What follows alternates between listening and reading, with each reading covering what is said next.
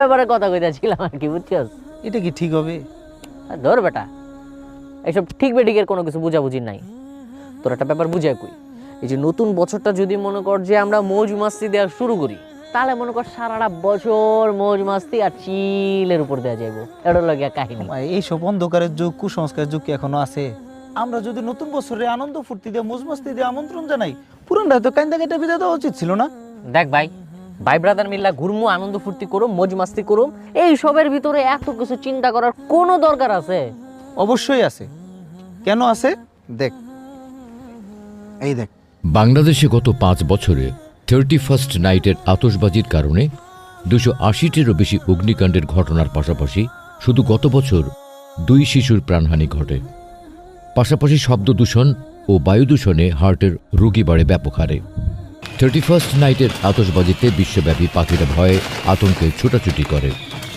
বুলগেরিয়াতে বিখ্যাত ফিঞ্চ পাখি, রোমের স্টার্লিং পাখি সহ হাজার হাজার পাখি মারা যায় এই রাতে। এই রাতে বিশ্বব্যাপী মদ বিক্রি কয়েকগুণ বেড়ে যাওয়ায় মাতাল অবস্থায় ড্রাইভিংয়ের ফলে সাধারণ দিনের চেয়ে এই দিনে অ্যাক্সিডেন্ট প্রায় 117% বেশি হয়। অ্যাক্সিডেন্টে প্রায় 42% মৃত্যুর কারণ মদ। অথচ বাংলাদেশে এই সময় প্রত্যন্ত জনপদের মানুষরা প্রচণ্ড শীতে খুব কষ্ট পায়। তাই একদল মানুষ এসব 31st নাইটের মতো থার্স্টি দিবস পালন না করে দূর দূরান্তের শীতার্ত মানুষদের জন্য গরম কাপড় ও খাবার নিয়ে ছুটে যায়।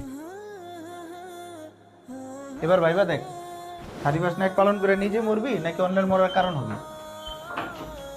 ওই কিরে, পাপ্পিরে পাইলি কই? তোর ওই জায়গায় কি করস?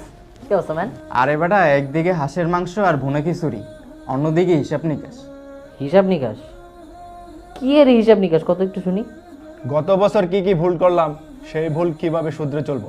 আর কতজনকে এবছর দাওয়াত দিছি দিনের পথে, সামনের বছর কয়জনকে দাওয়াত দিমু, এইটারও হিসাব নিকাশ এখানে হবে। এই বছর কতজনরে দান করতে উৎসাহ দিছি, আর সামনের বছর কতজনরে আরো বেশি দান করতে উৎসাহ দিম। নে তো এবার 31st নাইটে কি কি করবি সেটা ভেবে দেখ।